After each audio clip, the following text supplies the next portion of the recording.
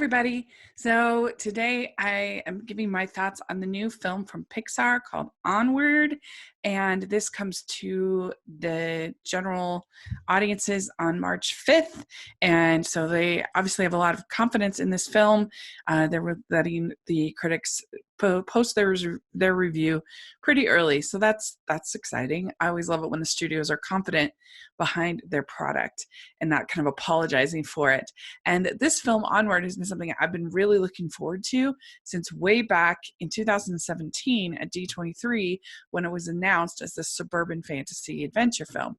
And, what does that mean? What's going to happen? And Dan Scanlon, the director who directed Monsters University, which I think is very underrated, he got up and he talked about how his father had died when I'm not sure if it was when he was young or if it was before he was even born, but anyway, he never really got to know his father, and so he always wanted to make a movie about getting to spend one day with his dad, and so that's super emotional and powerful.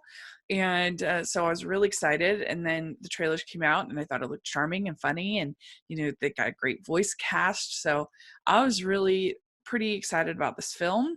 And I think in general, it really delivered for me of what I was looking for in the movie. Some of the big standouts for me was Chris Pratt. He was so good as this brother Barley. I thought that he was funny and relatable. And I think anybody who's kind of a nerd for things will really enjoy his character. And I definitely really liked the relationship between Barley and Ian voiced by Tom Holland. And I could relate to it because my older brother and I, we get along fine. We are perfectly sociable and friendly with each other, but we're not especially close, and we've always just been so different our whole lives. And so it's always been a hard kind of relationship. We just see the world so different. And so I really related to the relationship between these two brothers. And I thought that the ending of the movie was really brave and interesting and not what I was expecting, especially given what I know about Dan Scanlon and his kind of purpose for making the movie. I thought it was a really interesting ending, something I'm still kind of pondering. And I liked all of the characters, the side characters. Octavia Spencer is this manicore, which is this like winged creature who is basically like running this chain restaurant kind of thing now.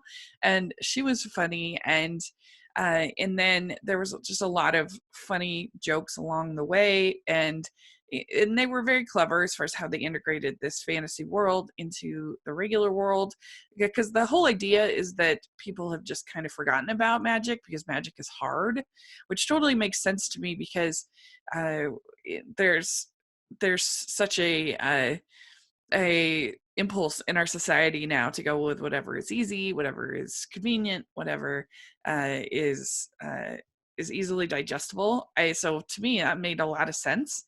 And I think it also helped a little bit with the plot because, yeah, the clues were pretty easy, but these are people who've forgotten about magic. So it's just like, that's fine. Of course they haven't really followed it because they don't care. And so that worked really well for me, and I just really loved the relationship. The animation, of course, was really beautiful, and I loved the creativity, and so that was great. I think that some people will not like the ending because it was a brave ending, so that's kind of going to be interesting to see how it plays out.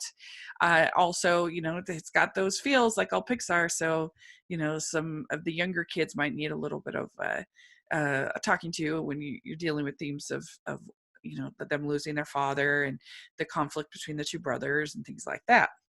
And there's a few jokes that are a little bit more for adults, with particularly with their mom's boyfriend, and so that that was just kind of funny, and I think that's where people are saying, oh, it's like a DreamWorks movie. But I don't know. I'm fine with DreamWorks if they make good movies, so that's fine with me. But I think the real standouts of this movie are the animation, the creativity, and the Chris Pratt vocals, and the the bond between the two brothers. That's the strength. It's not like the story is anything we've never seen before as far as the beats of the story that they go on. It's fairly predictable, except for the ending, which I thought was surprising. So anyway, that's kind of my thoughts. I really enjoyed it. It's not like my favorite Pixar movie to ever exist, but I really liked it. I think that it's definitely worth checking out at the theaters. And when you get to see it, I'll be very curious to know what you think. And so that's my thoughts on Pixar's Onward. I really enjoyed it. And so let me know what you think.